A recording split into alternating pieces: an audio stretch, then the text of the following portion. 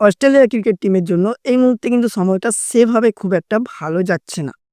কারণ ১ম ODI match শুরু হওয়ার আগেই তাদের টিমে একটা কিন্তু অসাধারণ খুব খারাপ ঝটকা লেগে গেছে। কারণ তাদের মেইন আ যে একজন বেস্ট অলরাউন্ডার ক্যামেরন গ্রিন, যিনি ব্যাটে বলে অসাধারণ একজন পারফর্মার, তিনি কিন্তু ১ম ওডিআই থেকে ছিটকে গেছেন।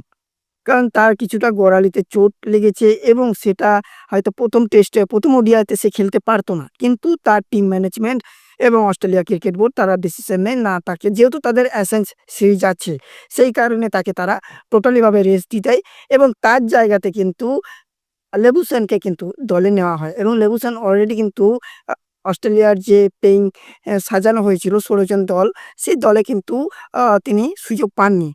যেহেতু ক্যামেরন গ্রিন চলে গেলেন, সেই কারণে কিন্তু লেবুসেন দলের সুযোগ পেয়েছেন।